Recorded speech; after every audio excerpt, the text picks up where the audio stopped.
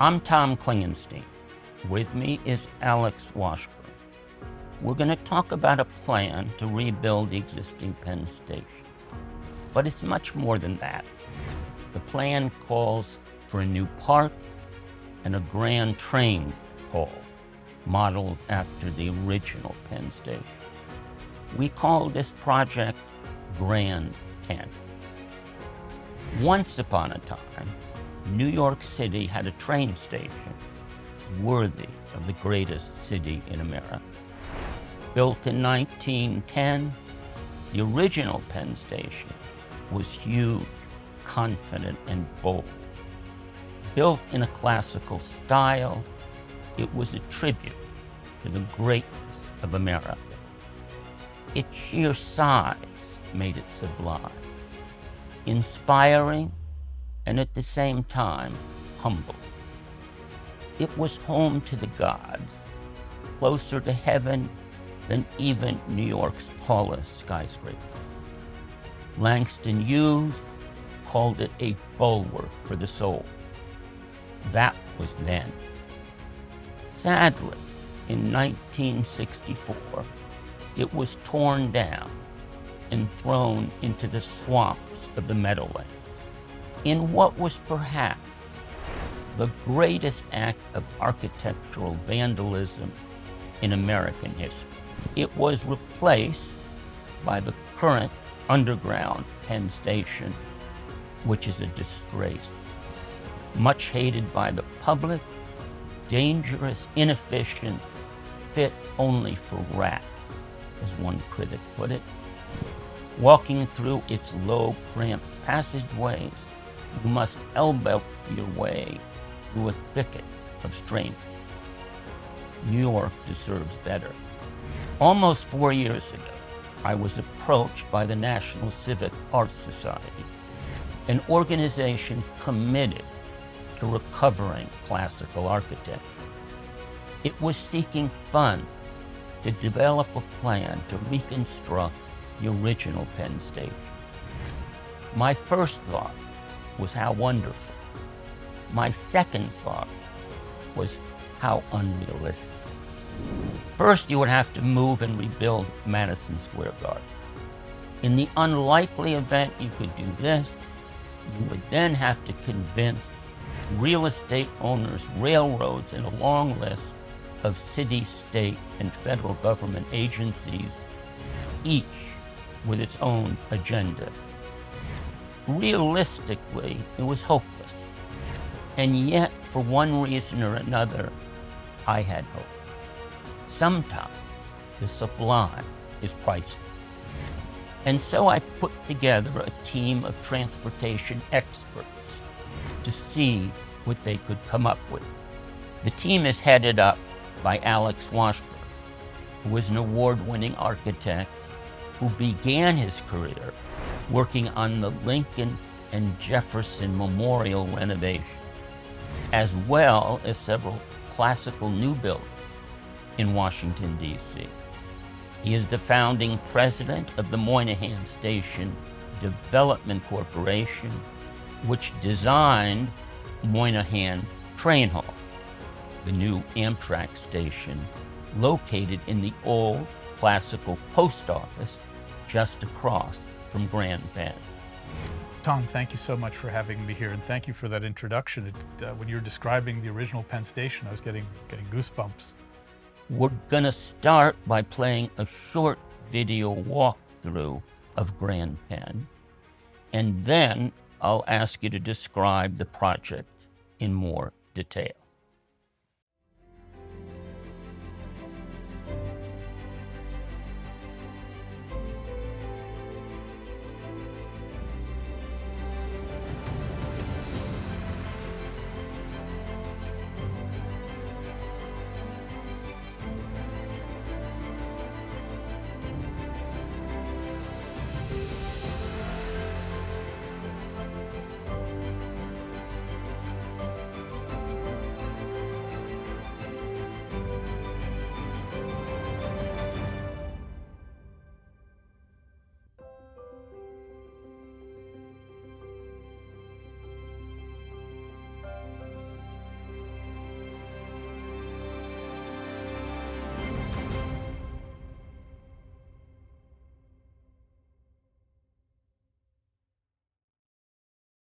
Grand Penn is on the existing footprint of Penn Station. Now, this is in a context of all of Midtown Manhattan. Up here to the north, you have Times Square. Here to the east, you have Herald Square. To the west is the new Hudson Yards. The High Line Park comes and touches from the south. Everything else blossomed from the 1910, the late great Penn Station that you've seen these beautiful pictures. So how do we get back to that? Back in '64, when the original station, it was more decapitated than it was demolished. And on top of it was placed what's now Madison Square Garden. So what if we built a new and great arena across the street? Here in this empty lot, where the Hotel Penn used to be but is now demolished, that would open up Penn Station to become Grand Penn. Let's look at it element by element. In the original Penn Station, we had the most magnificent facade on 7th Avenue. That was torn down, tossed into the Jersey marshes. However, 7th Avenue is the entrance of Penn Station, and today it is not. Let's recreate it.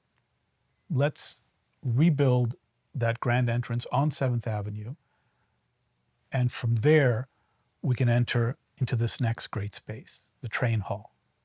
Skylit, enormous, larger than Grand Central, over an acre of glass open to the sky. Now, how does it compare in size to the new Moynihan Station? Oh, it's much larger than the Moynihan Station. The Moynihan Station has 35,000 square feet of glass. We have 52,000 square feet of glass. And how about in height? The height, I believe, we are 125 feet from the floor to the peak. And the Moynihan Train Hall, I believe, is 75 feet. So let's proceed. Now we're looking, I think, at the train hall. Yes. So now we're looking at the train hall. And you ask, what is this place? This place is the place of coming together. Where you mentioned earlier in your description of the way it is now, that we rush past strangers. That's because we're in a rat warren. We're underground.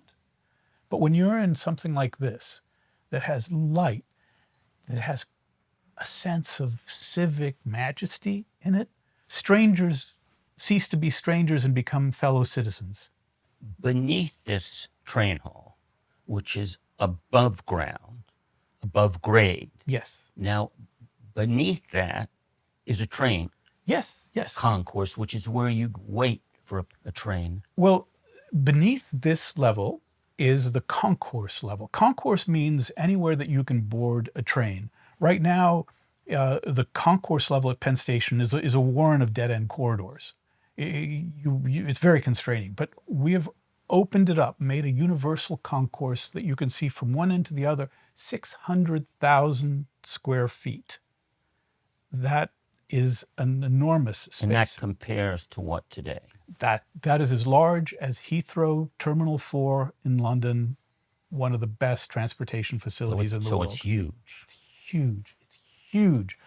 Purposefully. Now, this is where you'd wait for a train. Well, or not? Yes. Well, the part of our operational strategy is to remove the notion of waiting. There's boarding. So let's say your train is in an hour. You don't really wait. You go to the wonderful retail in the train hall. You perhaps go to the new park that we'll talk about later. You will know digitally when your train is going and where it's going. But now, Alex, some people are going to wait. Okay. And one of the things I noticed and have always noticed, I don't see any seating. We have seating. It's just we don't see it in these pictures. Oh, no, we see it around every escalator, every stair down is wrapped in a bench and planting, so that we do have room to sit. And we think that's an important statement, because now, when you go to transportation designer, they take away the benches. Now to the park. Mm-hmm.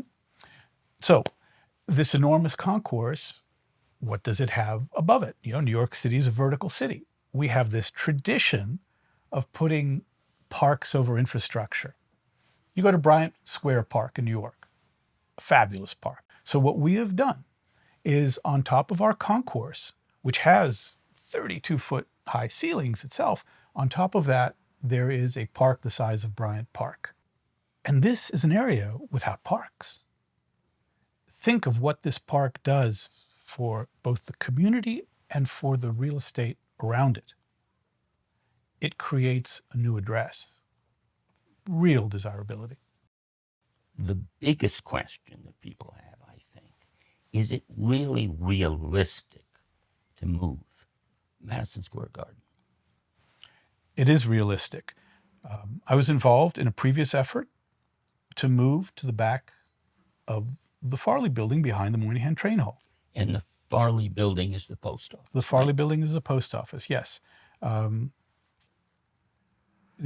Madison Square Garden has moved several times in its storied career. That's why it's called Madison Square. Even the garden part refers to an old roof garden. So it has moved in the past, but it always has to move to some place that makes sense. Across the street on 7th Avenue was mentioned as a possible location.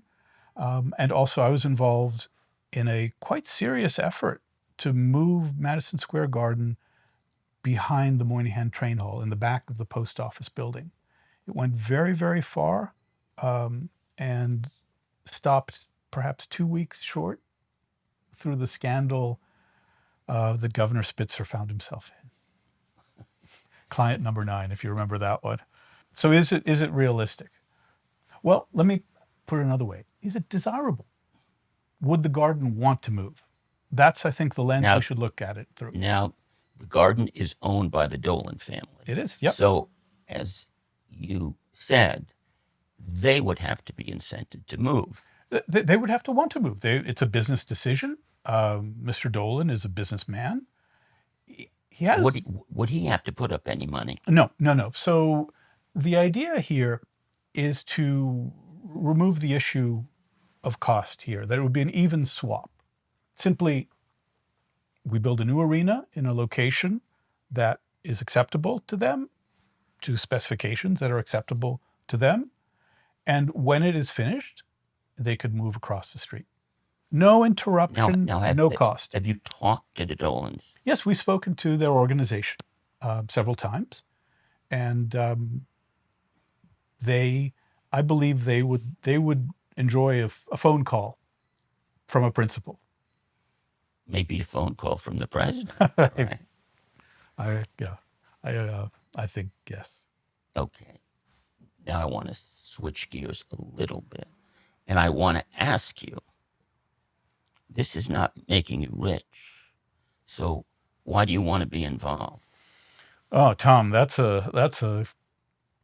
I was put to work on Penn Station as a 33-year-old by Senator Moynihan, who told me, make it inevitable. And I've been working all my life in some capacity or another to make it so. But I think the real question is, why are you so doggedly involved? Well, the first answer is because I don't think anybody else would be quite this silly and take this kind of risk and spend so much. Now I'm poking fun at myself a little bit. I think the reasons include beauty. The old Penn Station was beautiful, and people understand that. We've done some polls. The American citizens prefer by a wide margin classical over modern architecture. And that's regardless of political affiliation, regardless of race or ethnicity. We don't talk very much about architecture.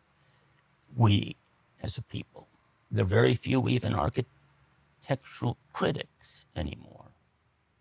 But architecture is very important. We walk by it every day. It has an effect on our emotions. Ugly buildings depress us, and beautiful buildings inspire us. So that's one reason. I think another reason is Penn Station, the original one, is part of our history. You know, in Europe, when grand old buildings are demolished, or after the Civil War after the Second War, when many of them were bombed, they rebuilt them exactly as they were, because they understand that these buildings are part of their history. And history is very, very important. It tells us who we are. It guides us. It inspires us. Now, we tend not to rebuild our own old buildings. We're very progressive, and we think new is always better than old. And that may be true in some circumstances, but not always. Partly I wanted to do it because I think it's a gift to New York and to America. This classical architecture is uniquely America. You know, we have a sort of theoretical foundation of our country as expressed most notably in the Declaration of Independence, where it tells us that all persons are created equal. Well, architecture, classical architecture in this case, is a physical manifestation of that theoretical foundation. And lastly, I can't explain it. Lastly, the reasons are not really rational. It's just something I felt I had to do for whatever reason.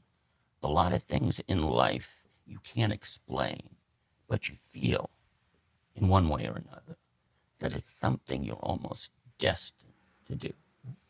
And I fit the Penn Station project in that category of things I felt I really have to do. You had said to me once, you are doing this to uphold Western civilization. I thought, wow, that's interesting. How does a Penn Station, how does Penn Station, a train station, fit into the arc of Western civilization? And then you put two concepts together that I think nailed it. That Western civilization is a combination of Athenian civic virtue and New York chutzpah. Without the daring of New York, there is no Western civilization. It's a combination of civics and daring. We've spent 3 years in this planning process. And people may wonder, why does it take so long? You know, Senator Moynihan asked me that very same question when I was a 33-year-old. And the answer is it takes so long because we make it take so long, and we can make it take much less time. But that requires a leadership that we haven't had in America for a long time. It's lead, follow, or get out of the way. And with that kind of leadership, we can make things happen in light speed. So things don't have to take so long. We have been at the very beginning of pushing the boulder. Now, But is there more planning to do, or could you start tomorrow? we are at the point now where I believe we have to begin building. We can start. We have done wonderful plans, thanks to you. We have submitted to USDOT a full set of drawings for the concept plan, and now we're at the point of making it happen through a deal, through leadership. Now, I gather New York Governor Hochul has her own plan. You might describe that. Oh, God, that plan is it's a headache. It compounds all the errors that we have been making since demolishing Penn Station. It is an underground plan of corridors. It is a plan of such low ambition, cloaked in this high rhetoric,